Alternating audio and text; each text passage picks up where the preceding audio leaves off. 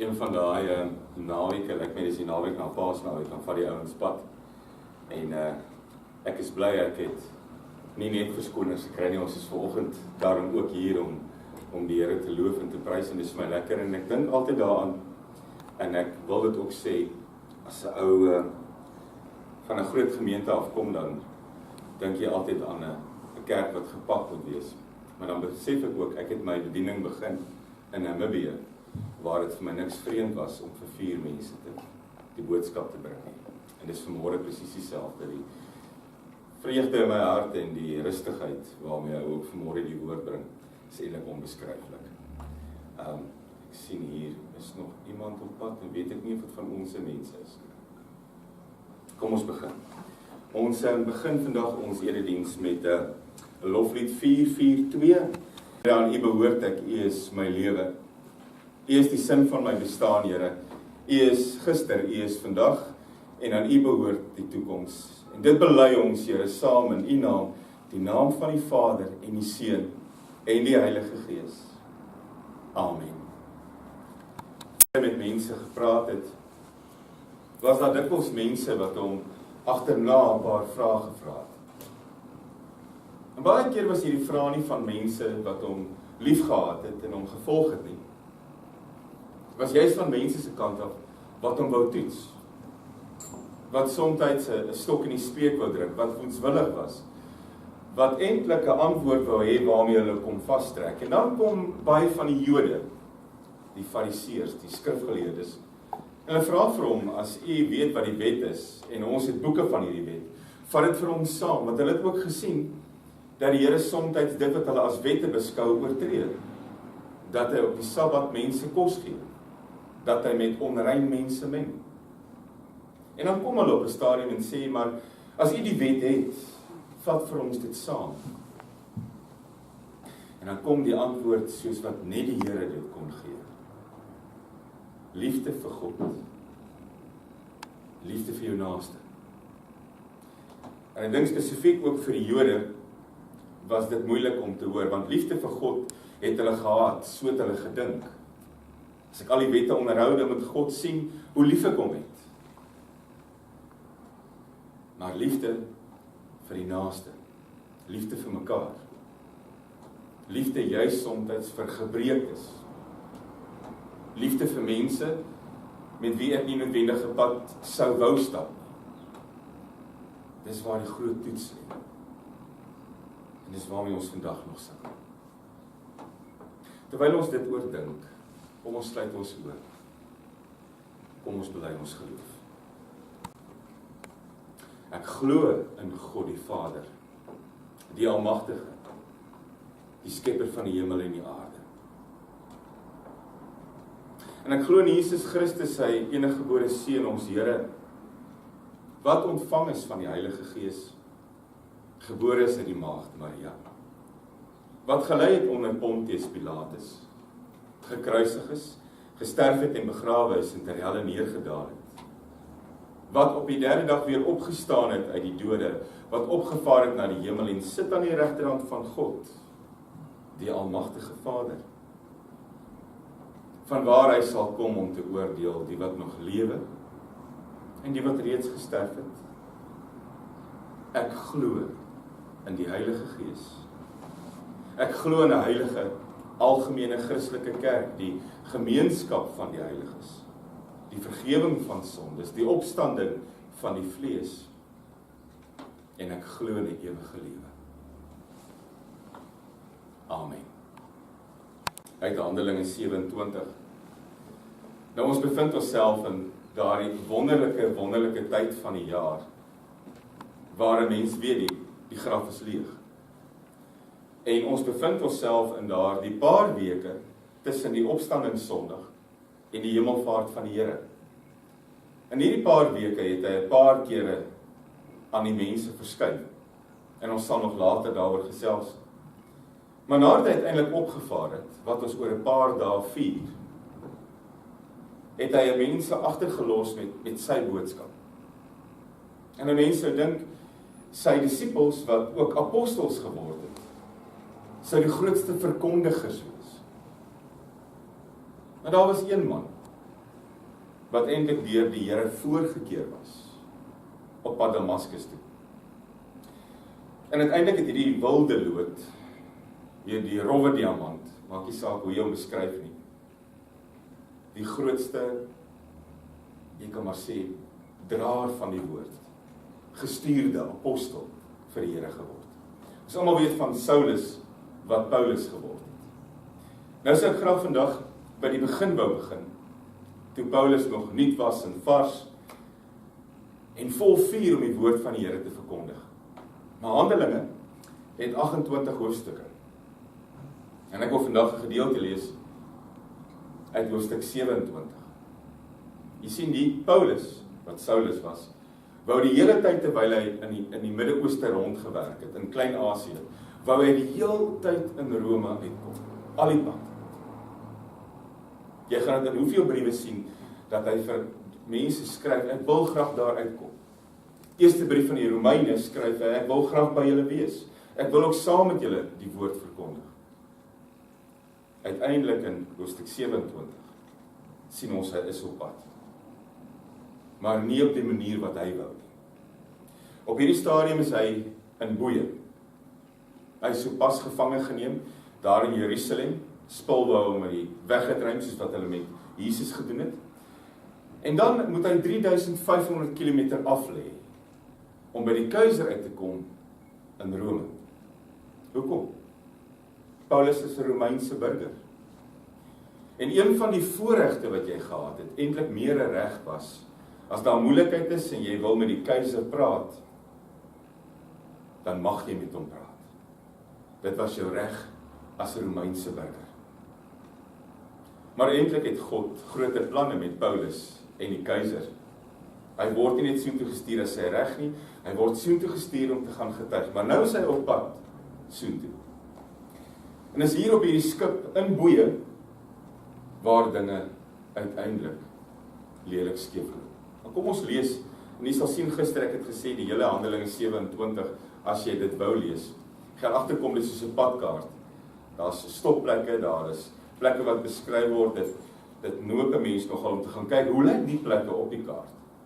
Maar ek wil vandag lees spesifiek vanaf vers 13 tot en met vers 26 uit Handelinge 27 in my Bybel op bladsy 195. Handelinge 27.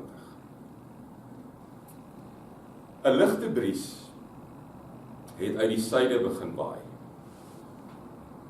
En die manne het gedink dat hulle plan sou kon uitvoer. Hierdie ouens wil op pad wees Rome toe. Hulle wil op pad wees, hulle is op hierdie stadium in 'n hawe met die naam van Mooi Hawens. Maar hulle wil nie daar wees nie. Hulle wil na 'n ander plek toe gaan. En dan begin hulle vaar. Die anker is gelig. En hulle het so na moontlik aan die kus van Kreta gevaar. Maar dit was nie lank nie toe waai daar 'n stormwind van die land af, die noordoos, genoem die Erakilon. Die wind het die skip meegesleur. Omdat dit onmoontlik was om die skip se boeg wind op te hou, het ons dit opgegee en wind afgedrywe. Ons het 'n bietjie beskutting gevind toe ons onderkant die eilandjie Cauda langskom. Daar kon ons daarom met moeite die bootjie van die skip in veiligheid bring. Nadat die matrose die bootjie opgehaal het, het hulle as noodmaatreël 'n paar toue styf onder om die skip vasgemaak. Omdat hulle bang was dat die skip op die sandbanke van die Sitrus sou verpletter sou word, het hulle die dryfanker laat sak en die skip sommer so laat drywe. Omdat ons baie swaar gekry het in die storm, het hulle die volgende dag die skip se vrag oorboord begin gooi. Die dag daarna het hulle eiehandig ook die skip se toerusting in die see gegooi. Daarlank was die son en die sterre nie te sien nie, en het die geweldige wind voortgewoed. Uiteindelik het ons alle hoop laat vaar om gered te word. Nadat hulle 'n lang tyd nie meer geëet het nie, het Paulus tussen hulle gaan staan en gesê, manne, julle moes na my geluister het en nie van Kreta af weggevaar het nie. Dan sou ons hierdie ramp en skade vrygespring het. Maar selfs in hierdie omstandighede vra ek julle, hou moed. Niemand van julle sal sy lewe verloor nie. net die skip sal vergaan. Verlede nag het daar 'n engel aan my verskyn van die God aan wie ek behoort en wat ek dien. En die engel het vir my gesê, moenie bang wees nie, Paulus. Jy moet nog voor die keiser verskyn. En terwille van jou spaar God in sy goedheid die lewe van almal wat hier saam met jou op die skip is. Daarom hou moed, manne. Ek vertrou op God, dat alles net so sal gebeur, soos hy vir my gesê het. Dit is so bestem, dat ons ergens op 'n eiland moet strand. Ek lees vanoggend net tot hier. Kom ons word vir 'n oomblik stil. Ek wil hê ons moet 'n kort gebed doen, terwyl ons dit singing doen. 4, 8, 8. Daar's 'n deel is van u ryk. Dankie Here dat u my gebruik waar u my wil gebruik. Dankie Here dat geen fout van my 'n verskoning mag wees wanneer u met my besig is. Dankie Here dat elke dag, elke stukkie tyd uit u hande uitkom. Dankie vir u geduld met my Here as ek ly wegsteek. Dankie Here vir u goedheid en u verdraagsaamheid wanneer my prioriteite u laaste skuif. Dankie Here dat daar nie 'n toemaaktyd is wanneer ek met u praat nie. Dankie Here vir 24 uur gereed wees, bereid wees. Dankie dat u ingryp, Here, in ons lewens op maniere waarop ons nie gedink het nie. Dankie dat u selfs die storms gebruik om ons te leer wie u is. Dankie vir elke voorreg wat ons het, om elke dag te beleef wie u is en wat u kan doen. Dankie Here wanneer u dit laat reën, wanneer dit droog is. Dankie Here wanneer u vir ons 'n oes gee. Dankie Here dat ons met enige iets na u toe kan gaan. Niks is te veel nie en niks is te groot nie. Dankie Here dat u ons lei deur seertye. Dat u ons dra, Here, wanneer ons kragte min is. Ons kom word op hierdie oomblik stil voor u. En ons wil saam met Paulus bely. U, die God wat altyd teenwoordig is. U Here wat u lewe gegee het. U is getrou. Ook in my lewe. U is getrou. Amen. En die storms hier lyk so 'n bietjie anderster as in Suid-Afrika, is dit nie? In Suid-Afrika was dit altyd vir my die donderweer wat op pad is, wat rammel. En hier is dit die wind wat eerstens vir jou aankondig, hier kom groot moeilikheid. En dis 'n ding van 'n storm. Ek weet nie van jou nie, maar storms laat 'n mens nietig voel, is dit nie? Storms laat jou weer eens besef hoe klein en gering jy as mens regtig is. Maar storms kan woed sonder dat winde waai. Daar is soms 'n storm om jou kop of 'n storm binne-in wat woed sonder dat 'n blaar om jou ritsel. Almal van ons ken stormtye. Dis nie altyd mooi weer en voorspoedig in 'n mens se lewe nie. Daai dinge wat gebeur, sommer maar net in jou persoonlike lewe, soms in jou professionele lewe, by jou werk, by jou huis, soms in jou binnekamer lewe. Geestelike storms kan net so erg woed. En storms is goed wat hard kan slaan, het jy dit agtergekom, daai siekte wat jou getref het, dinge was nooit weer dieselfde agterna nie. Daai stuk slegte nuus wat die man kom wegpluk, daai stukkie tragedie wat jou familie of jou gesin getref het. Niks werk meer agterna soos wat dit gewerk het. En dis die ding van storms. Dit kom oor elkeen se pad. As 'n mens 'n idee gehad het van hoe dinge moet werk, sou jy gedink het, ongelowiges, storms, kinders van God, sonskyn weer. Mense wat die Here verloon, storms. Mense wat die Here ken, voorspoed. Maar storms kom oor almal se pad. Dit is my so mooi die gedeelte in Matteus 7, né? Waar daar gepraat word van die dwaas wat sy huis op sand gebou het. Dan staan daar geskryf, wanneer die storm kom en dit toets die fondamente van hierdie huis, gaan hierdie huis nie bly staan nie, want hy is op sand gebou, gaan in een tuin. Maar dan staan daar ook, die wyse man bou sy huis op rots. Maar ook wanneer die storm by hom kom, en dit toets die fondamente van sy huis, bly die huis staan. Ook wanneer die storm by hom kom. Ek wens baie keer toe ek jonger was, het iemand al vir my gesê, ek as gelowige gaan ook storms beleef. Ek wens die boodskap is by ons ingeprent vandat ons so groot was. Storms is normaal.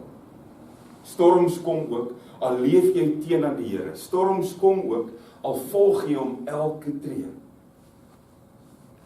En baie keer dink ons vandag, stormtye is 'n manier waarop God ons straf. En jy kry ouens wat dit vir jou sal sê. As daar 'n storm oor jou lewe kom en jy weet jy het iets verkeerd gedoen. As daar 'n storm oor jou lewe kom en jy weet God wil jou op jou knieë dwing, nie om jou te aanbid nie, maar om jou eintlik te breek. En dit is nie so nie. Baie keer ervaar ons dat storms God se manier is om te straf, om seer te maak. En dan wonder 'n mens, wat was fout? Wat was fout met my geloof, Here?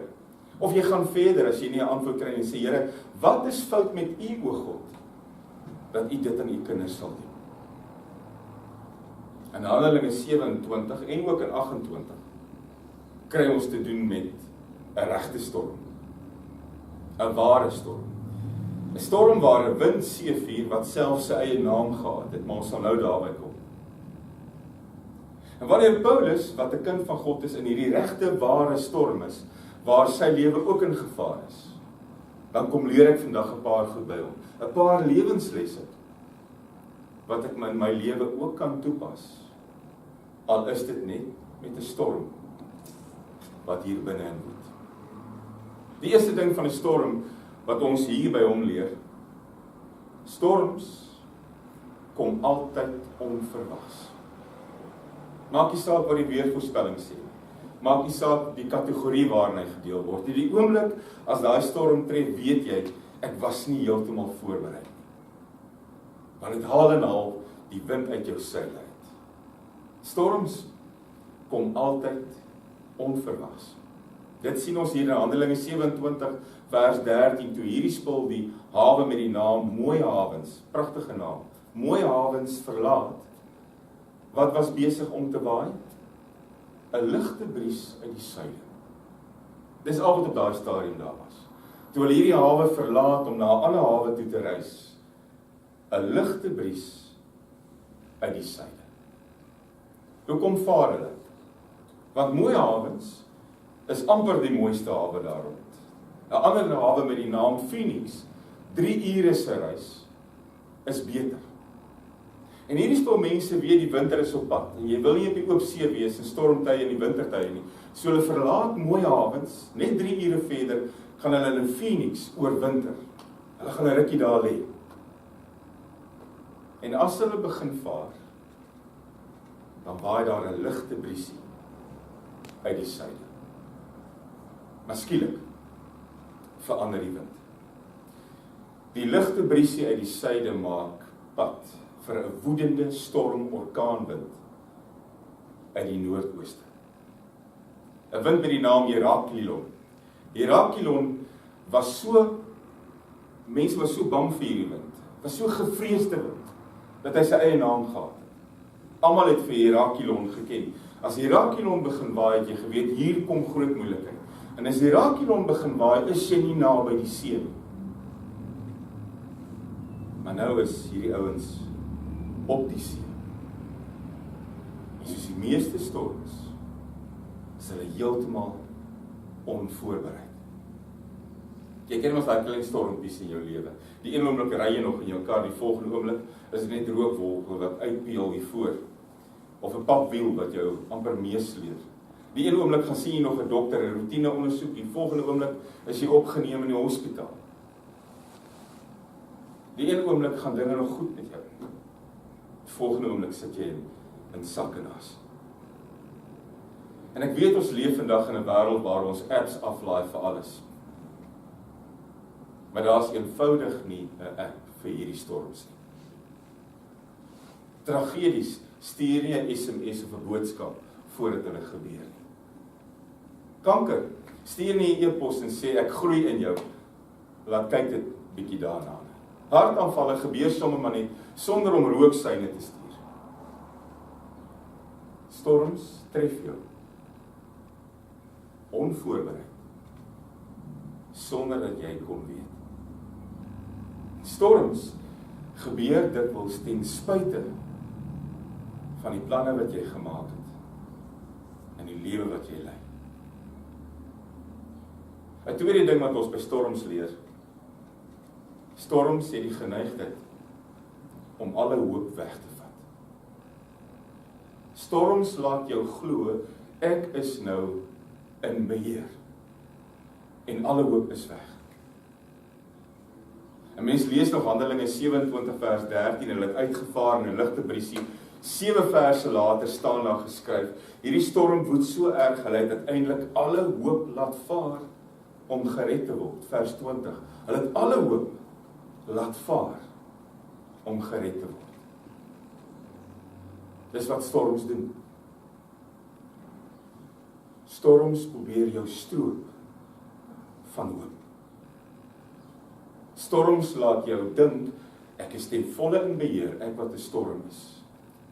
Storms maak van ons slagoffers. Dit laat my nietig voel en gering. En daar's 'n paar dinge wat ons ervaar as alle hoop verdwyn het. Het jy dit al agtergekom? Die eerste een is aggressie. Alle hoop is weg. Die frustrasie in my oor waar ek my bevind is so groot, dit sit om in aggressie. 'n tweede ding wat ons ervaar as hoop weg is, ons ervaar 'n moedeloosheid. Sommer 'n lewensbelangheid, lewensmoegheid.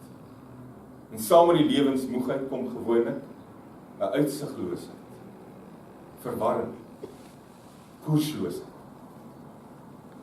En as Heraklon hierdie skipie tref, begin hy hulle meesleer. Daar's nêrens meer 'n rigting om te gaan nie, die briesie is weg. Hulle gooi sommer net anker uit en laat die golwe hulle maar rondslinger.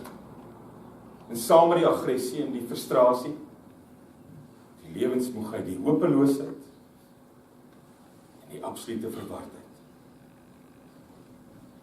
En dis 'n derde ding van storms. Jy verloor nie het hoop nie. Storms laat jou ook perspektief verloor. Handelinge 27 vers 20, hulle het alle hoop verloor om gered te word, want vir 'n hele paar dae lank met hierdie verskriklike storm kon hulle nie bedags die son sien nie en snags nie die sterre nie. Daardie skepe was nie toegerus met die goed wat hulle vandag het nie. Die seevaarders in daai tyd het bedags van die son gebruik gemaak om rigting te kry en snags van die sterre. Hulle het die sterrehemel soos 'n padkaart geken. Maar as daar nie 'n son is nie, en as daar nie sterre is nie, verloor jy nie net hoop nie. Jy verloor rigting. Jy verloor heeltemal perspektief op jou lewe. Weet jy hoe maklik is dit om perspektief te verloor met 'n storm hier binne? Weet jy wat laat hierdie storms mens baie keer doen? Dit laat jou net die slegte raak sien. Ek kom soveel keer by mense wat op hulle hand kan opnoem al die slegte goed wat in 'n kort tydjie met hulle gebeur. Dit is nogal snaaks, is dit nie? Hoe ons as mense dit op ons vinger kan opnoem. Al die slegte goed wat met ons gebeur het. Al die goed wat jou getref het, al die tragedies, al die terugslag, al die rampe. Mens kom bitter min by mense wat vir jou sê, kom ek vertel vir jou van die handevol goeie goed wat met my gebeur het. En dan sit en opnoem al die seëning, al die voorspoed, al die mooi. Hoe nie? As ons begin opnoem, as die vingers in die lug begin gaan om af te tel, dan moet jy weet, ons is besig met die slegte goed. Die storm het my perspektief laat verloor. Die storm het my perspektief skeef getrek. Ek vergeet die goeie goed. Ek vergeet die seën. Ek vergeet die Here se teenwoordiging. Ek vergeet die Here se troos. Ek vergeet die Here se daar wees. Want die storm het my perspektief kom vat. Tweede ding wat hierdie storm 'n mens laat doen is jou perspektief vat. Dit laat jou baie keer voel ek staan alleen. Die hulp wat aangebied word, ek sien dit nie. Die hand wat uitgesteek word, ek gryp dit nie altyd aan nie. God wat teenwoordig is, ek sien nie sy hand nie. Ek staan alleen. Ek is op my eie, ek moet hierdie ding alleen veg. Dis wanneer ons perspektief skeef getrek is. En daarom doen ons ook 'n derde ding as dit gebeur. Ons gooi dikwels alles oorboord. Ons gooi ook dinge oorboord wat ons nie moet doen nie. Wat gebeur met die ouens op hierdie skip? Tussen vers 13, ligte briesie, en vers 20, ons het alle hoop verloor. Raak hulle eerstens van hulle vrag ontslaap die skip. Wat het hierdie skepe gewoonlik gehad wat swaar was? Kos. Jy moes jou eie kos vervoer. Jy moes vragte vol koring op hierdie skip hê om te kan oorleef. Hulle raak eers van die goed ontslaap, want dit gaan dit beter maak. En dan lees ons 'n tweede ding, hulle raak toe die volgende oomblik van al die toerusting ontslaap. Dit wat hulle nodig het om te vaar, dis volgende. Stormtye. Raak jy van goed ontslaap wat jy eintlik moet hou. In stormtye gooi ons dikwels dinge oorboord. In stormtye neem ons vinnige besluite wat ons nie deurdink nie. Maak ons emosionele keuses wat ek agterna eers besef het. Dit was te vinnig. Dit was te gou. Dis wat ons doen in stormtye, maar dan kom ons by hierdie man in die storm. Paulus. Selfde skip, selfde storm, selfde wind, een verskil. Paulus se reaksie. Waar lê die verskil? Toe hierdie storm tref, soek hy nie raad en leiding by homself nie. Soek hy nie raad en leiding uit sy eie bronne en uit sy eie krag nie. Hy soek leiding by sy Here. Hy kry leiding in geloof. Wat sien ek by hom in hierdie storm? Die eerste ding wat baie belangrik is, Paulus is in hierdie storm omdat ander mense besluit het om te vaar. As Paulus moes besluit het hulle in daai hawe gelê, het hulle nooit gevaar nie, het hulle nooit van Krete af weggevaar nie, want Paulus het geweet, die somer is verby, herfs is hier, die winter het gekom, in somer het jy die briesies, met herfs kom Heraklon, en hy waai alles stukkend. Paulus het geweet, bly agter. Paulus het gesê, vers 10, dit wat ons nie gelees het, die ouens, ons kan nie hier wegvaar nie. Daar's 'n kans, daar's 'n gevaar, Handelinge 27 vers 10, dat ons die vrag, die skip en ons lewens kan verloor. Bly asseblief. En dis die eerste ding. Hierdie storm in sy lewe is ander ouens se skuld. Wat kan gebeur? Hy kan hulle bly blameer op hierdie skip. Hy kan oor en oor vir hulle sê, julle moes na my geluister het. Hy kan almekaar vir hulle bly sê, hierdie storm is jou skuld. Hierdie gevaar van skipbreek is jou skuld. Want dis ook wat ons doen in stormtye. Dis jou skuld. Dis maklik is dit nie. Ons is in hierdie gemors, dis jou skuld. Ons bevind ons hier, waar ons rondgegooi word en alles kan verloor, dis jou skuld. En dis aanvanklik hoe hy ook begin. Maar nou as julle na my geluister het, maar dit sê net een keer, want hy moes. Maar dan voeg hy iets by wat alles verander. Hou moed, sê hy. Hou moed. Die engel van die Here, my God, het aan my verskyn. Ek moet nog voor die keiser in Rome verskyn. Ons moet nog hierdie afstand aflê. Die skip sal vergaan. Nie een van julle sal julle lewens verloor nie. Hou moed, sê hy, vers 22, van die God wat ek dien, is 'n troue God. Sy plan is groter, is die.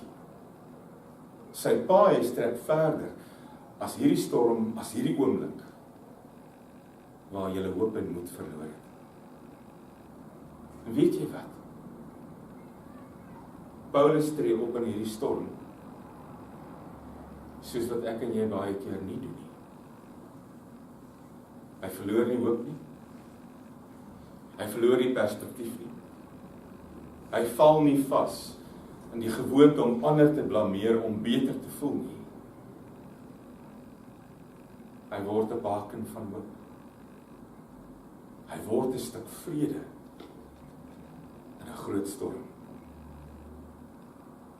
En jy weet so goed as wat ek weet, storms slaan jou bitter hard.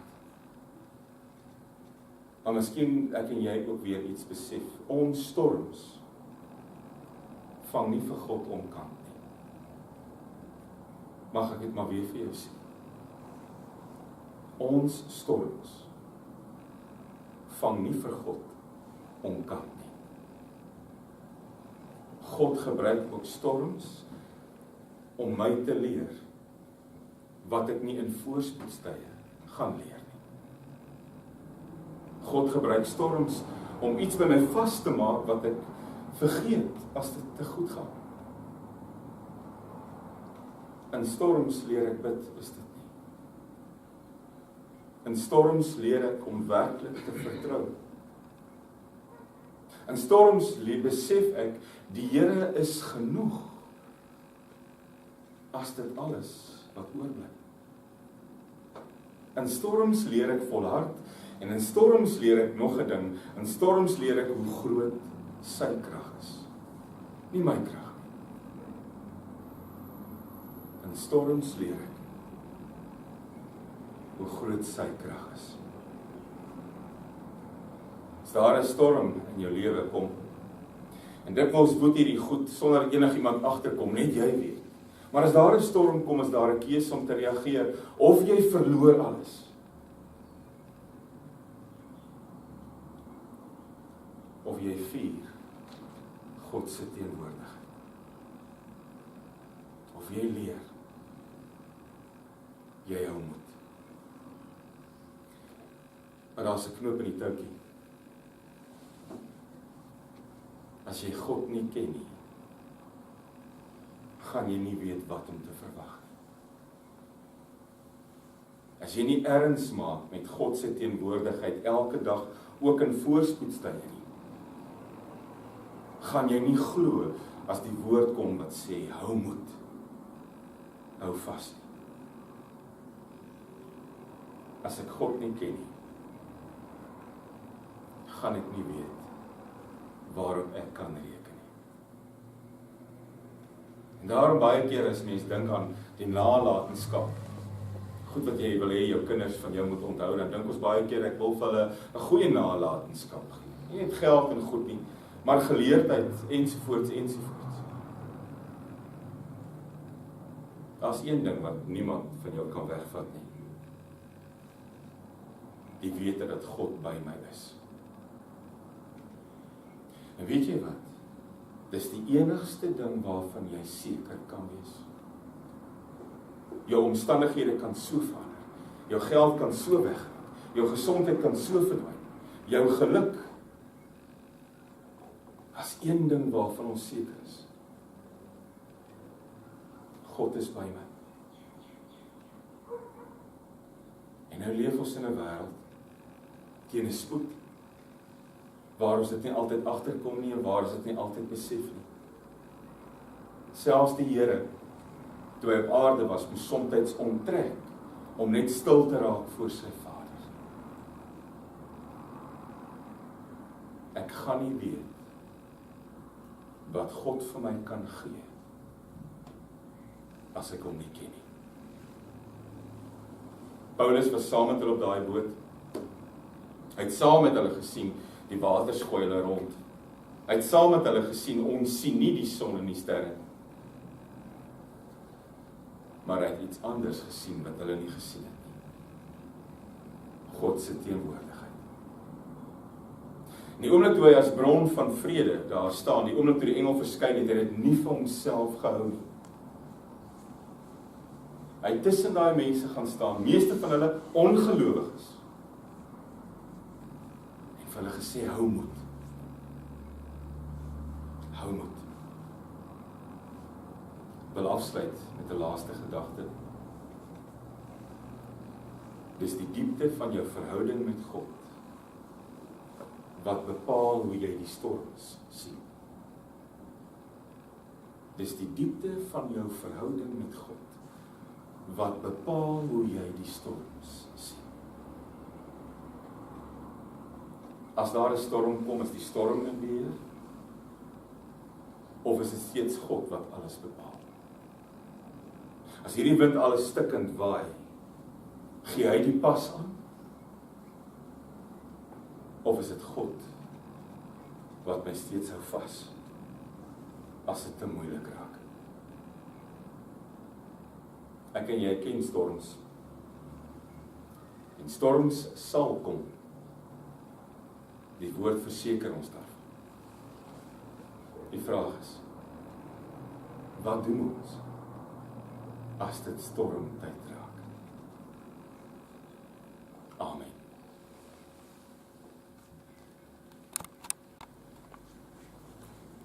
Maak my 'n baken van u hoop. Maak my die draer van u lewe. Geef my die vrede wat ek nodig het, Here, ook as die storm woed.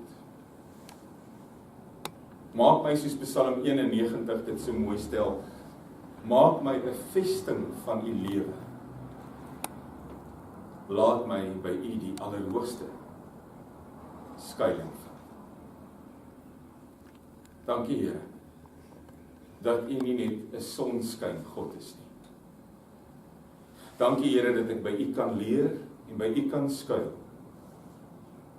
wanneer die storms kom. Amen. Aan die seën van die Here en elkeen van julle gaan in vrede.